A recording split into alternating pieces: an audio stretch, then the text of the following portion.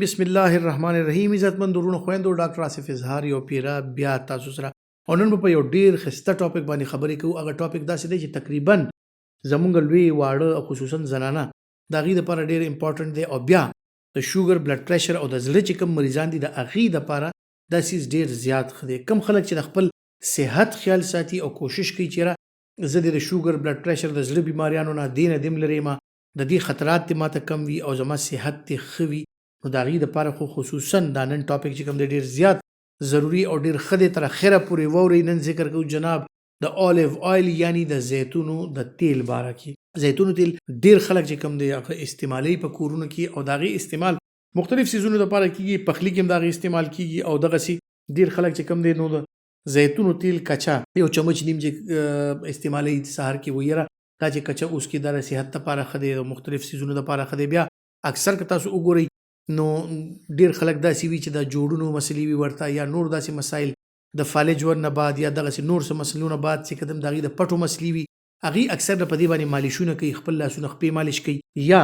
اکثر خلک د خپل سکن دپاره د خپل د خپو سکن دپاره د شوګر مریضان او داسې ډیر خلک د خپل ویښتو یا د سر چمړې دپاره د مخ د سکن دپاره د اولیو آیل یعنی زیتونو تیلو باندې مخ لاسونه غوړئ سر غوړئ. نو دا څنګه سیز دی د اولیو آیل یا د زیتونو تیل د دې فایدې څه دي؟ نن به زه تاسو سره دې باره کې خبرې کوم. په غور باندې واورئ چې دا کم خلک کچا د زیتونو تیل استعمالوي چې یاره سهار کې د زیتونو تیل که همداسې یو چمچ استعمال کړي نو د دې څه فایدې دي؟ د دې فایدې دا دي چې دا ډایرکټ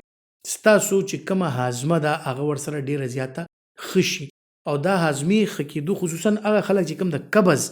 دې ته مسلې وي د شوګر مریضان وي او دغسې مختلف قسم هغې ته د قبض مسلې او دا وي نو که هغې لږ شان د زیتونو تیل استعمالي خپلو خوراکونو کې یا همداسې هغې که لږ ډېر خپل سلاد کې یا دغه کې هغې کې استعمال کړي او دغه سلاد غوړ شي دغه سره د اولیو آیل یا د زیتونو تیل استعمال شي نو د هغې هاضمه ورسره ښي او دوی د قبض نه بچ وي. بیا څنګه چې ما ذکر وکړو چې دا د زیتونو تیل مختلف قسم طریقو سره د مالشونو دپاره د سکن دغه دپاره او خاص کر بیا د سکن صحت دپاره دا استعمالیږي نو دا انتهایی ښه څیز دی. ستاسو سکن له نریشمنټ ورکوي. سکن چې کوم دی دا ورسره ډېر زیات ښي خصوصا د هغه خلکو چې د چا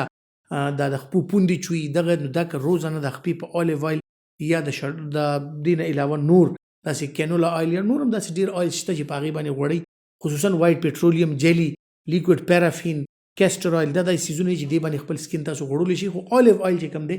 یو بهترین سیز دی ډېر خالص شی وي او د هغې څه نقصانات نشته که تاسو په سکن باندې هم ولګوئ. بیا د خوراک باره کې که راشو نو خوراک اکثر لا چې کوم دی نو د زړه مسایل چې وي یا د شوګر بلډ پریشر مسایل چاته وي هغه کسان چې ډاکټر له لاړ شي ورته یاره د غوړو استعمال کم کا د غوړ کم کا خوراک کې وزن کم کا. نو څوک چې وزن کمول غواړي خپل کولیسټرول وغیره دا سیزونه کمول غواړي نو هغې که د غوړو او د دې سیزونو په ځای د اولیو آیل یا د زیتونو د تیل استعمال کوي او په دې کې خپل پخلی کوي نو د هغې د کولیسټرول او دا سیزونه تیزی سره کمیدی شي او د هغې د وجې نه چې کوم د دې د زړه رګونه تنګ شوي وي د ګردو رګونو کې مسلې وي دغسې د بلډ پریشر مسلې وي دې ته نو هغه خلکو دپاره انتهایی زیات ځکه ښه دي چې که دوی نور غوړ استعمالوي هغه د دې د وجود دپاره نقصاندې کیدی شي. خو دا زیتونو تیل دا که لږ مقدار کې استعمالوي او خپل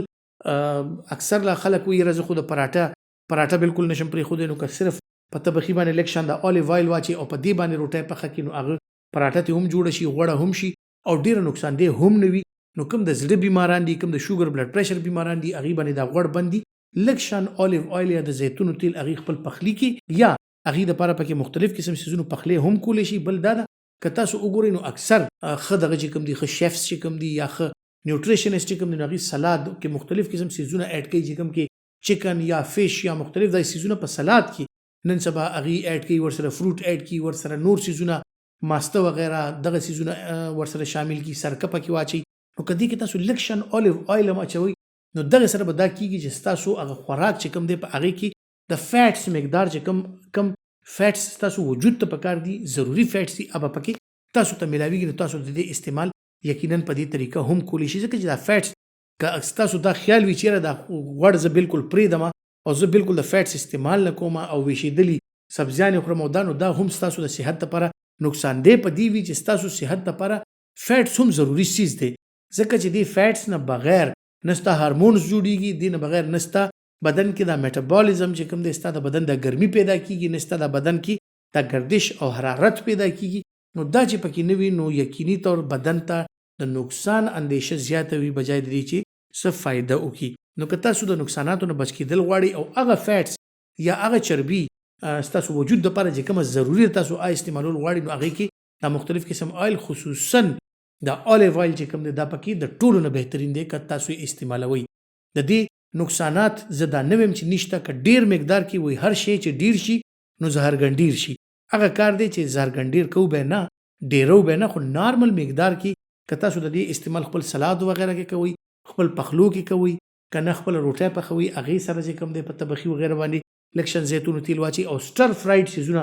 که تاسو خورئ نو دا سټر فرایډ سیزونه د ویشېدلي سیزونو نه زیات دغه خوراکونه تاسو دپاره ښه دي تاسو له انرژي درکوي او تاسو ته یقینا د جسم د انرژي دپاره فیټس هم پکار دي نو تاسو ته د زیتونو په تیل کې ملاوېدی شي. عزتمندو تمه لرمه چې دا معلومات به ستاسو دپاره ډېر فایدهمند وي او تاسو به ترې ډېر څه زده کړي وي او انشاءالله نور به هم زه تاسو سره داسې معلومات شیر کوم. خو دا چینل لایک ضرور کوئ شیر کوئ دا ویډیو خپلو ملګرو سره چې دا معلومات ستاسو د صحت حوالې سره چې کوم دي دا ستاسو